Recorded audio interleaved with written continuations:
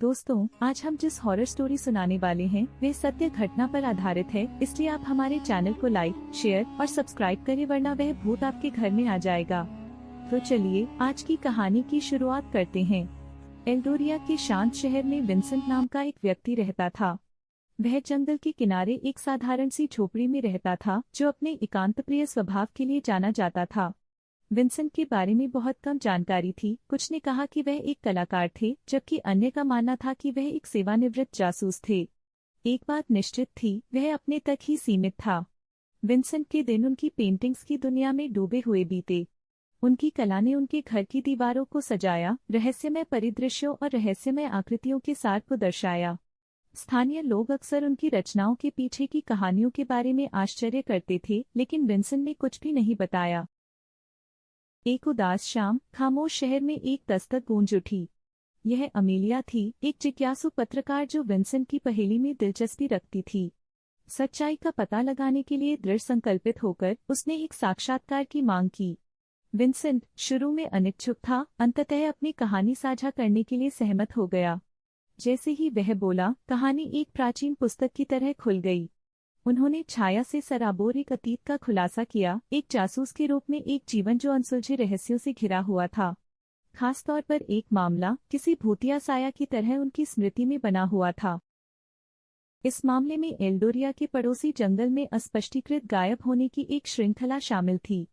Vincent ने सुरागों की भूल भुलैया में गहराई तक प्रवेश किया, जिससे वह साजिश के जाल में और भी गहराई तक फंस गया। हर कदम पर अज्ञात की एक नई परत खुलती गई, लेकिन सत्य अस्पष्ट ही रहा। एक तूफानी रात में विंसेंट को जंगल में एक रहस्यमय आकृति का सामना करना पड़ा, एक ढकी हुई आकृति जिसकी आंखें ब्रह्मांड के रहस्यों को छिपाए हुए थीं। आंकड़े से पता चला कि एल्डोरिया दुनियाओं के बीच एक गठजोड़ था और नाजुक संतुलन बनाए रखने के लिए गायब होने वाले बलिदान थे। विंसेंट संशय में लेकिन उत्तर के लिए बेताब रहस्यमय प्राणी के साथ सौदा स्वीकार कर लिया। मामले को सुलझाने के बदले में उसे जासूसी के काम की अराजकता से दूर एक शांतिपूर्ण जीवन दिया जाएगा।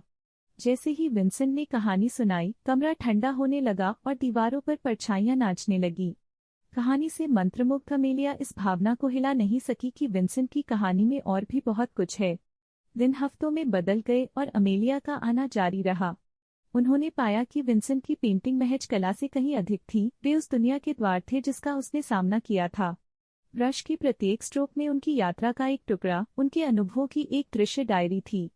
एक मनहूस रात, जैसे ही घड़ी में आधी रात हुई, विंसेंट की कुटिया बदल गई।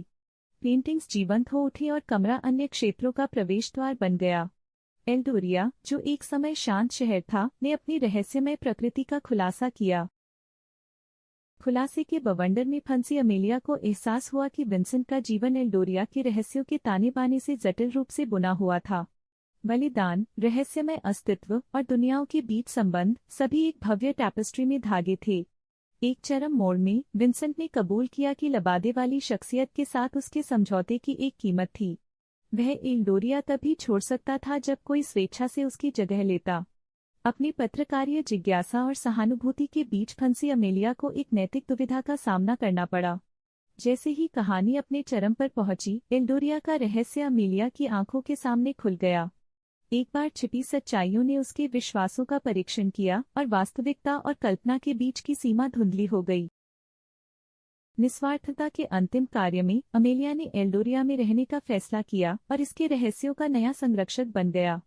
विंसेंट अपने समझौते से मुक्त होकर अंधकार में चला गया और अपने पीछे एक ऐसा शहर छोड़ गया जो हमेशा के लिए बदल गया। विंसेंट और एल्डोरिया की कहानी एक फुसफुसाती किंवदंती बन गई, जिसे उन लोगों द्वारा साझा किया गया जिन्होंने असाधारण में विश्वास करने का साहस किया। जंगल के किनारे स्थित कुटिया समय और स्थान से परे आपस में जुड़ी नियति की मूक गवाह के रूप में खड़ी थी।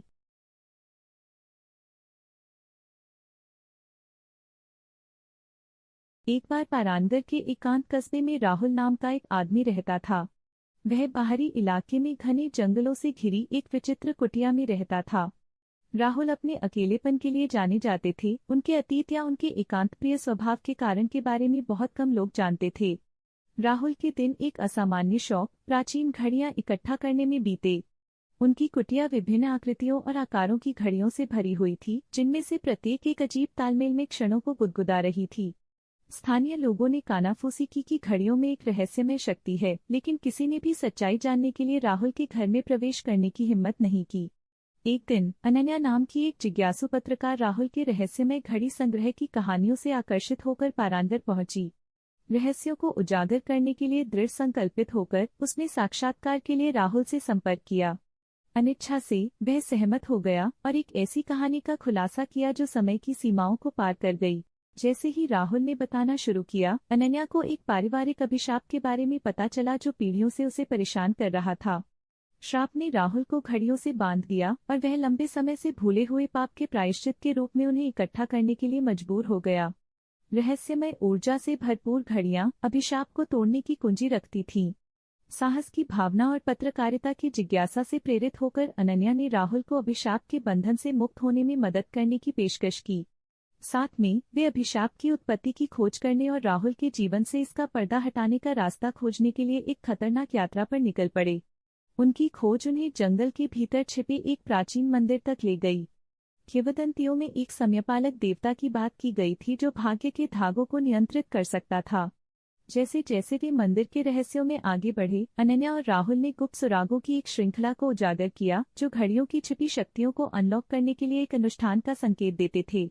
जैसे जैसे वे अपनी यात्रा के समापन के करीब पहुंचे, दोनों को कई चुनौतियों का सामना करना पड़ा और अलौकिक बाधाओं का सामना करना पड़ा। घड़ियों की टिक टिक तेज होती दिख रही थी, जो उन पर नजर रख रहे प्राचीन देवता की धड़कन के साथ गूंज रही थी। एक चरम मोड़ में उन्हें पता चला कि अनुष्ठान के लिए स्वयं समय की पेशकश की आवश्यकता होती है, ब्रह्मांडीय संतुलन को रीसेट करने के लिए एक बलिदान। आजाद होने की इच्छा और भाग्य बदलने के परिणामों के बीच फंसे राहुल को एक दिल दहला देने वाला विकल्प चुनना पड़ा। जैसे ही घड़ियां एक साथ बजने लगी, अनन्या ने एक लुभावनी बदलाव देखा। श्राप से मुक्त हुए राहुल समय के साथ तेजी से बूढ़े होते गए। फिर भी बलिदान के उस क्षण में घड़ियों से निकलने वाली रहस्यमय ऊर्जा ने पारांदर के लिए एक नई नियति बुन दी। यह शहर